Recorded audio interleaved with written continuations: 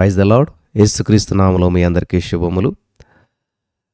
Bible గ్రంథంలో ఈ యొక్క మధ్యాహ్నకాల సమయ ప్రాముఖ్యత గురించి ఏముంది, అసలు ఎందుకు మధ్యాహ్నం 3 గంటలకంత ప్రాముఖ్యత, ఈ యొక్క మధ్యాహ్నకాల సమయంలో ఈ యొక్క 3 o'clock ప్రేయర్ ఎందుకని మనం చేయాలి, ఈ యొక్క మధ్యాహ్నకాల సమయం ఎందుకని మనం అంతా గ్యాదర్ అవ్వాలి, ఈ యొక్క మధ్యాహ్నకాల సమయంలో ఎందుకని ప్రతిరోజు ఈ యొక్క లైవ్ కార్యక్రమాన్ని ఏర్పాటు చేశారు, ఈ టైంలోనే ఎందుకు లైవ్ ఇవ్వాలి, ఈ టైంలోనే ఎందుకు ప్రార్థన, ఇలాగ అనేకమైనటువంటి ప్రశ్నలు అనేక మందిలో లేవనెత్తుతూ ఉన్నాయి. సో వాటన్నిటికీ బైబిల్ నుంచే సమాధానాలు మనం చూసుకుందాం. ఎందుకని ఈ యొక్క మధ్యాహ్నకాల సమయానికి ఉన్న ప్రాముఖ్యతను తెలుసుకోకూడదు? మనం ఆసక్తిగా ఉన్నారా? అయితే అందరూ కూడా మరి శ్రద్ధగా వినండి. కొన్ని రోజులు ఈ యొక్క విషయాన్ని నేను చెప్పుకుంటూ వెళ్తుంటుంటాను. జాగ్రత్తగా విని ఇవన్నీ కూడా తెలుసుకోవాలని ప్రభు పేరిట మనం చేస్తూ ఉన్నాను. సరే, మధ్యాహ్నకాల సమయం యొక్క ప్రాముఖ్యత ఏమిటి అని మనం చూసినట్లయితే, మెయిన్గా బైబిల్లో మనం చదువుతున్నప్పుడు అపోస్తుల కార్యములు అక్కడ చూసినట్లయితే అధ్యాయం కూడా 3వ అధ్యాయమే. అపోస్తుల కార్యములు 3వ అధ్యాయము 1వ వచనం చదివినట్లయితే అక్కడే ఉంది, పగలు 3 గంటలకు ప్రార్థనా కాలమున పేతురును యోహానును దేవాలయమునికి ఎక్కి వెళ్ళిచుండగా. వింటున్నారా ప్రియులారా? At the hour of prayer అని ఉన్నది ఇంగ్లీష్లో. Hour of prayer being the 9th hour.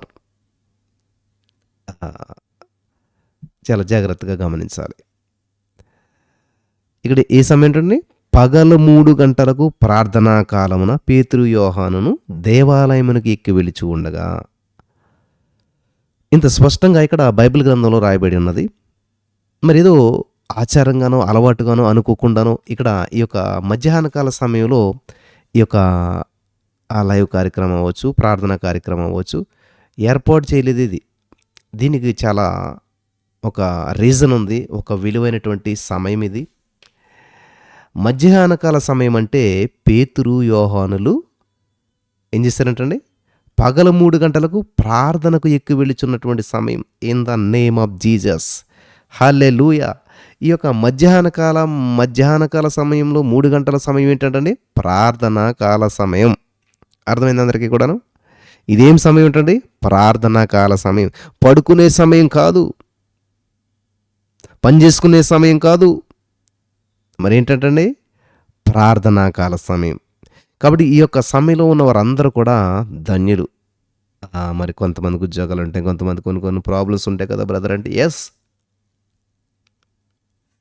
నువ్వెక్కడున్నా ఏం చేస్తున్నా కూడా ఈ సమయాన్ని నీ మనసులో గుర్తుపెట్టుకొని దేవుణ్ణి స్మరిస్తూ దేవుణ్ణి మహిమపరుస్తూ గడిపినట్లయితే ఖచ్చితంగా అది దేవుడు యాక్సెప్ట్ చేస్తాడు. కాబట్టి యొక్క మధ్యాహ్నకాల సమయం అంటే ప్రార్థనా సమయం, ప్రభుతో గడిపేటువంటి సమయం. మీకు అందరికీ అర్థమైంది కదా?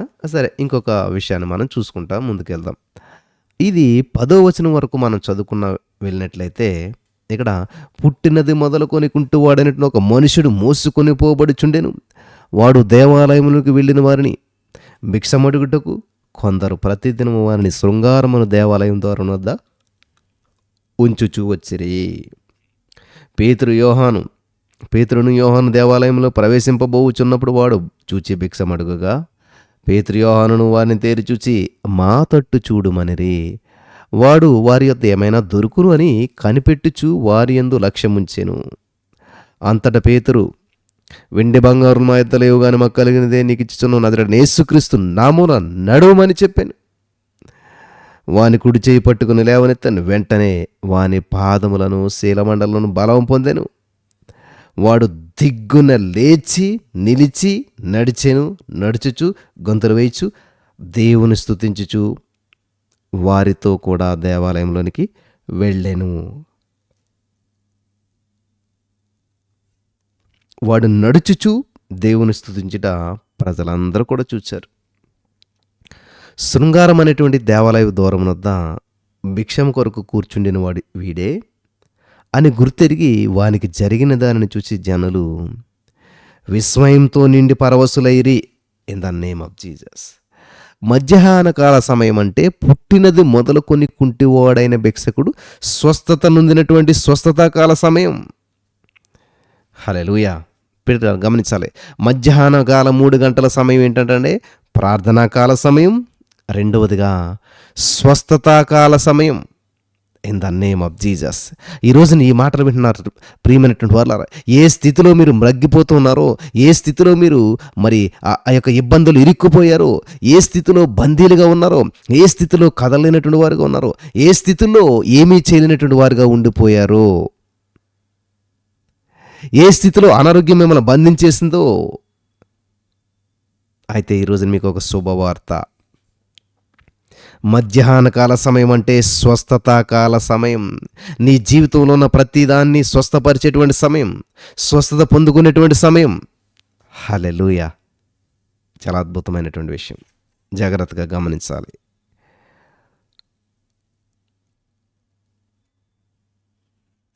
మధ్యాహ్న కాలం 3 గంటలకు ఉన్న ప్రాముఖ్యతలో మొట్టమొదటిది ఏంటంటే ప్రార్థనా కాల సమయం. In the name of Jesus. ఏంటంటే మధ్యాహ్న కాల ప్రార్థన. అందుకనే నేను ఆ టైటిల్ పెట్టాను అనమాట. మధ్యాహ్న కాల ప్రార్థన సమయం 3 గంటలు, మధ్యాహ్నం 3 గంటలు.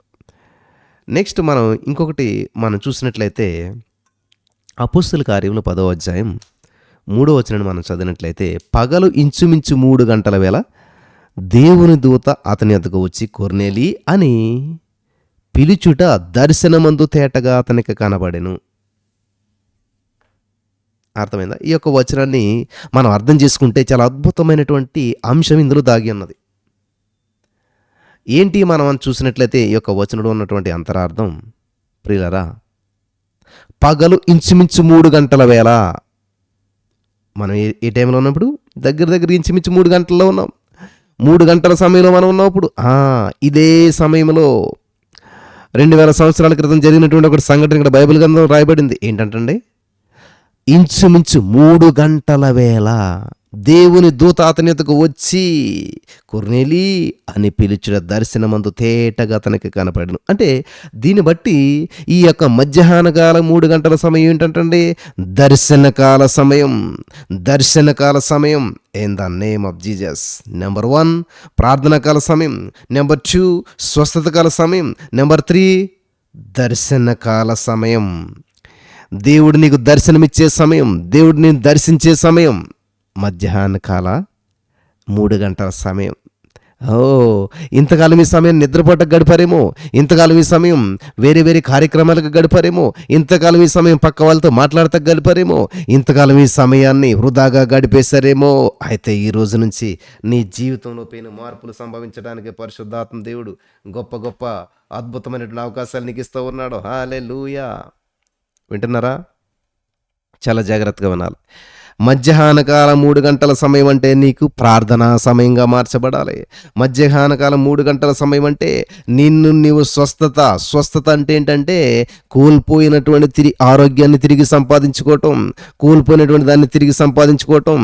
కాబట్టి మధ్యాహ్న కాల సమయం ఏంటంటే నీవు దేవునికి సబ్మిట్ చేసుకుని స్వస్థతను స్వతంత్రించుకునేటువంటి సమయం in the name of Jesus.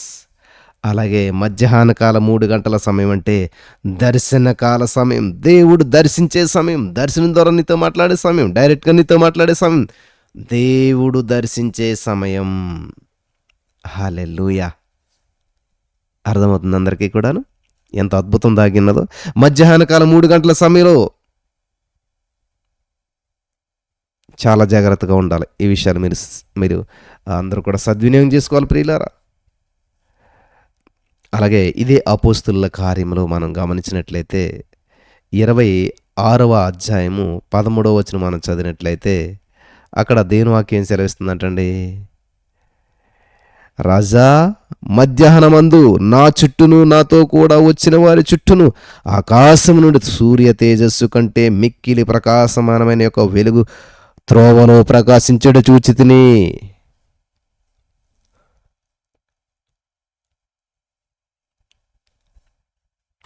ఇప్పుడు మనం 4వ పాయింట్ మనం నేర్చుకుంటూ ఉన్నాం. మధ్యాహ్నకాల సమయం అంటే సూర్య తేజస్సు కంటే మిక్కిలి ప్రకాశముతో యేసు ప్రభు పౌలును దర్శించినటువంటి సమయం, అద్భుత సమయం. అక్కడ ఒక అద్భుతం జరిగింది. అది అద్భుతమే. ఏ సమయంలో జరిగిందటండి? మధ్యాహ్న కాలం 3 గంటల సమయం. మధ్యాహ్నమందు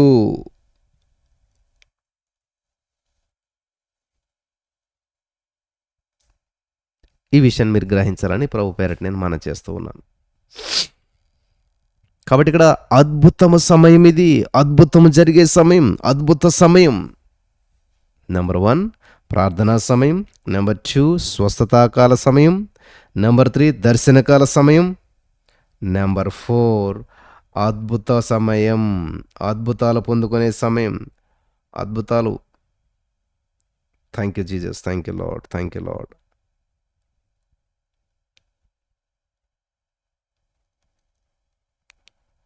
అద్భుతాలు పొందుకునేటువంటి సమయం. నా ప్రియమైనటువంటి సహోదరి స్నేహితులారా, ఇంతవరకు ఎంతో కాలంగా ప్రార్థించారు, ఎంతో కాలం ఏదో చేశారు, కానీ ఏ ఫలితం లేదు అంటే కారణం ఏంటంటే మన సమయాన్ని మనం గుర్తించలేకపోతూ ఉన్నాం. ఏ సమయంలో దేవుడు ఏం చేస్తాడో తగిన సమయంలో ఆయన మిమ్మల్ని హెచ్చించే రీతిగా ఆయన బలిష్టమైన చేతి కింద దీన మనసులు. తగిన సమయం, తగిన సమయం. హల్లెలూయా. Thank you Jesus.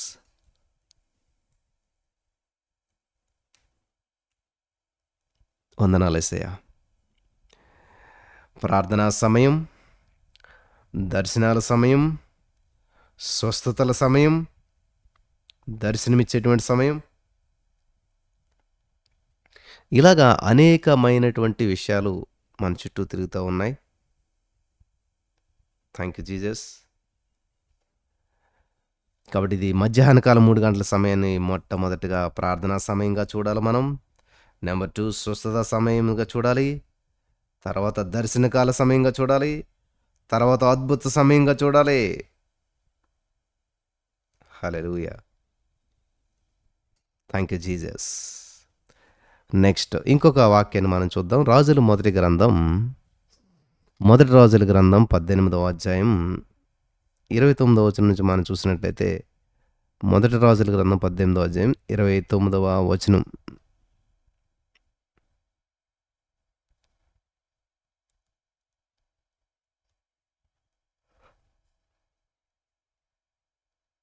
మొదటి రాజుల గ్రంథం 18వ అధ్యాయం 29వ వచనం చదువుతున్నాను. ఈ ప్రకారము మధ్యాహ్నమైన తరువాత అస్తమయ నైవేద్యము అర్పించు సమయము వరకు వారు ప్రకటన చేయుచూ వచ్చిరి గాని మాట అయినను ప్రత్యుత్తరం ఇచ్చువాడైనను లక్ష్యము చేసిన వాడైనను లేకపోయెను. ఇక్కడ మనం తీసుకోవాల్సింది ఏంటంటే, మధ్యాహ్నమైన తరువాత అస్తమయ నైవేద్యము అర్పించు సమయం. అంటే అస్తమయ నైవేద్యం అర్పించేటువంటి సమయానికి ముందు సమయమే ఇది, బలి అర్పించేటువంటి సమయం.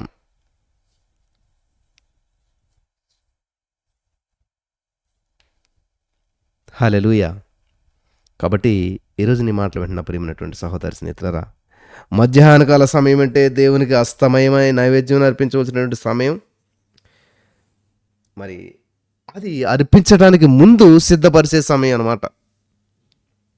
ఏదైతే అర్పించాలో అది అర్పించాలంటే ముందు సిద్ధపరచాలి. ఆ సిద్ధపరిచేటువంటి సమయమే మధ్యాహ్నం 3 గంటలకు. హల్లెలూయా. ఏదైతే అర్పించాలో అర్పించే ముందు దాన్ని సిద్ధపరచాలి. కాబట్టి అలా సిద్ధపరిచేటువంటి సమయమే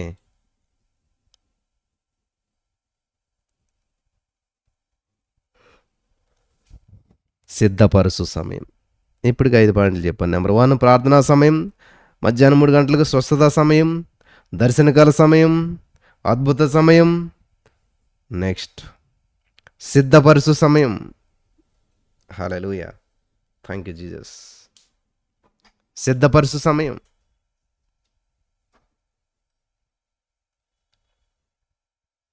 దేవుని యొక్క నైవేద్యం సిద్ధపరిచేటువంటి సమయం. చివరికి ఇంకో పాయింట్ చెప్పి నేను ముగించాలని ఆశపడుతున్నాను. ప్రియులరా, చాలా జాగ్రత్తగా వింటే చాలా సత్యాలు మీరు తెలుసుకుంటారు.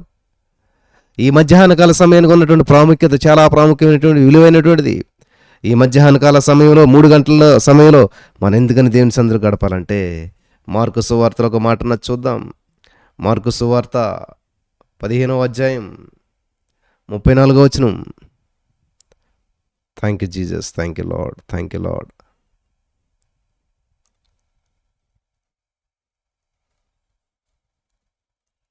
మార్కు సువార్త 15:34-37 చూద్దాం. 3 గంటలకు యేసు. అబ్బా, ఎందుకని రాయారండి అంత క్లారిటీగాను, అంత స్పష్టంగా ఎందుకని రాయబడ్డదంటే 3 గంటలకు యేసు ఎలోయి ఎలోయి లామా సబక్తని బిగ్గరగా కేక వేసెను. ఆ మాటలకు నా దేవా నన్నెందుకు చెయ్యి విడిచిదవని.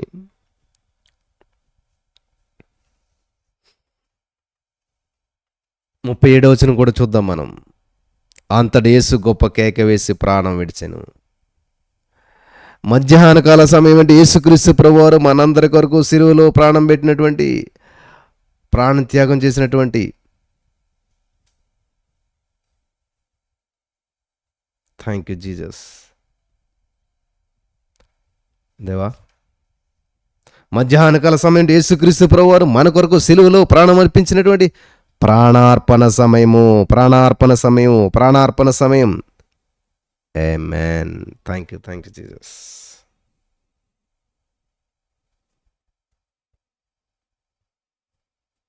హల్లెలూయా. పానార్పణ సమయం. కాబట్టి ఈ రోజున ఇంతవరకు ఈ యొక్క సమయాన్ని మీరు సద్వినియోగం చేసుకోలేదేమో, ఇంతవరకు మధ్యాహ్నం 3 గంటల సమయంలో ఇప్పుడు దేవుని సందులో గడపలేదేమో, ఇంతవరకు మధ్యాహ్న కాల సమయంలో 3 గంటలంటే ఏదో వాళ్ళ వీళ్ళతో కౌర్లు చెప్తూ కాలక్షేపం చేశారేమో. ఈ రోజున పరిశుద్ధాత్మ దేవుడు మనతోటే మాట్లాడుతూ ఉన్నాడు.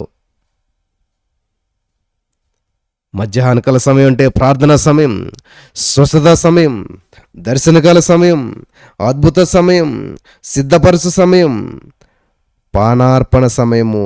హల్లెలూయా. Thank you Jesus. పానార్పణ సమయం.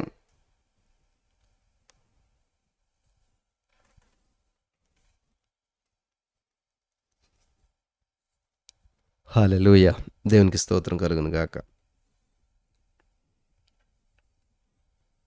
ఈ విధంగా మధ్యాహ్న కాల సమయం యొక్క ప్రాముఖ్యతలో కొన్ని విషయాలు మనం తెలుసుకున్నాం. మరి జాగ్రత్తగా ప్రతిరోజు ఈ యొక్క మెసేజ్లు వింటూ ఉంటుంటే ఇంకా అనేకమైన సత్యాలు మీకు తెలుస్తాయి. Thank you Jesus. యేసయ్యా నీకు వందనాలు. నువ్వు చేసిన అద్భుతాలు, ఆశ్చర్యకార్యాలు బట్టి thank you Jesus. Thank you Lord. యేసయ్యా నీకు వందనాలు. అద్భుతాలు చేసినందుకు వందనాలు. హల్లెలూయా. స్తోత్రం. దేవ యొక్క మధ్యాహ్న కాల సమయం ప్రాముఖ్యత ప్రతి వారు తెలుసుకుని నిన్ను మహింపరచాలి, నిన్ను కనపరచాలి. యేసు నామములో ప్రార్థించి నమ్మి పొందుకున్నాం తండ్రి. ఆమేన్.